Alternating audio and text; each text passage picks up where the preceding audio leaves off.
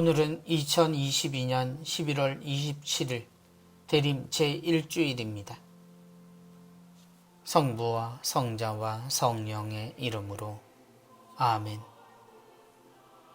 마테오가 전한 거룩한 복음입니다. 그때 예수님께서 제자들에게 말씀하셨다. 노아 때처럼 사람의 아들의 재림도 그러할 것이다. 홍수 이전 시대에 사람들은 노아가 방주에 들어가는 날까지 먹고 마시고 장가들고 시집가고 하면서 홍수가 닥쳐 모두 휩쓸어 갈 때까지 아무것도 모르고 있었다. 사람의 아들의 재림도 그러할 것이다. 그때 두 사람이 들에 있으면 하나는 데려가고 하나는 버려둘 것이다. 두 여자가 맷돌질을 하고 있으면 하나는 데려가고 하나는 버려둘 것이다. 그러니 깨어 있어라. 너희의 주인이 어느 날에 올지 너희가 모르기 때문이다. 이것을 명심하여라. 도둑이 밤 몇 시에 올지 집주인이 알면 깨어 있으면서 도둑이 자기 집을 뚫고 들어오도록 내버려 두지 않을 것이다. 그러니 너희도 준비하고 있어라. 너희가 생각하지도 않은 때에 사람의 아들이 올 것이기 때문이다. 주님의 말씀입니다. 그리스도님 찬미합니다. 깨어 있어라. 단 하루 1초의 차이로 시간은 커다란 경계를 이룹니다. 오늘은 새로운 한 해의 시작인 대림 제1주일입니다. 연말 우리가 1초의 차이를 세어가며 아쉬움과 고마움을 정리하고 새로움과 희망을 이루어가듯 그리스도인에게도 한 해는 어김없이 지나가고 시작됩니다. 그 시작에서 우리는 어제와 같이 느껴지는 복음을 만납니다. 왜냐하면 우리에게 1년은 분명 존재하지만 그 1년은 하루하루 변함없는 기다림으로 이루어져 있기 때문입니다. 노아 때처럼 사람의 아들의 재림도 그러할 것이다. 대림의 우리말은 기다림입니다. 그리고 기다림의 내용은 주님이 오신다는 것입니다. 이 기다림은 이미 오신 주님을 기억하는 것과 다시 오실 주님을 기다리는 것입니다.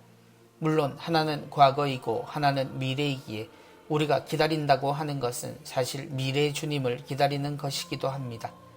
그래서 오늘부터 우리는 다시 오실 주님을 기다리며 한 해를 시작합니다. 언제라도 좋을 주님이 오실 날을 기다리면서 말입니다. 사람의 아들의 재림도 그러할 것이다. 예수님은 당신의 십자가 죽음과 부활 전 우리에게 당신이 우리를 구하시러 다시 오실 것을 말씀하시고 늘 깨어 있으라고 말씀하셨습니다.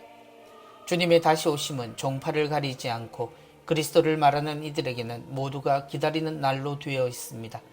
그런데 주님은 이날에 사람들의 모습이 노아 때와 같을 것이라 하십니다.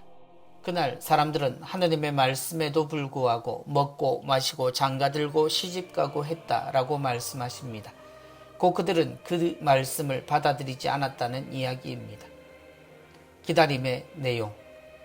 그런데 노아에게 방주가 구원의 도구였고 약속이었듯 다시 오시겠다 하신 주님의 날은 우리에게 한 번 오신 주님을 중심으로 우리에게 이해되어야 합니다.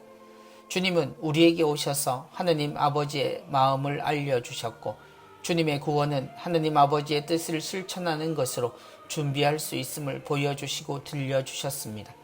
그리고 우리는 그때 사람들의 행복한 기억을 통해서 주님의 진심을 알아듣습니다.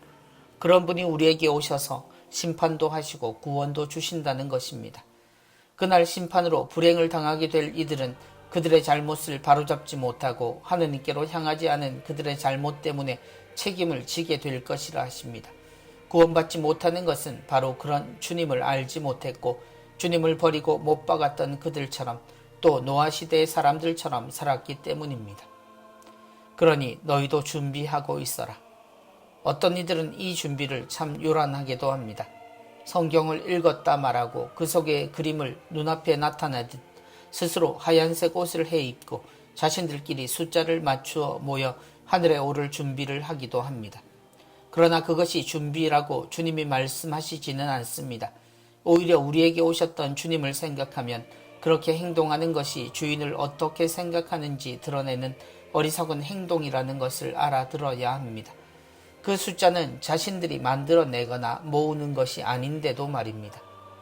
그날이 언제라도 그날을 기다리며 주님처럼 서로 사랑하며 살아가는 것이 우리가 해야 할 진짜 기다림입니다.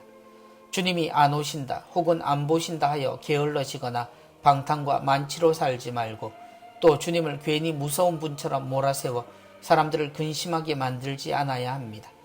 우리는 스스로 무너질 일들을 많이 하고 그것이 잘 사는 길이라 자신을 외롭게 하며 서로 싸우고 경쟁하며 자신을 위한 일들로 죄에 가깝게 살려고 하지만 그리스도인은 그리스도를 아는 이유로 그 모든 것에서 벗어나 서로를 사랑하고 세상을 살려내며 살아야 합니다. 그것이 준비이고 그것이 기다림입니다. 성부와 성자와 성령의 이름으로 아멘.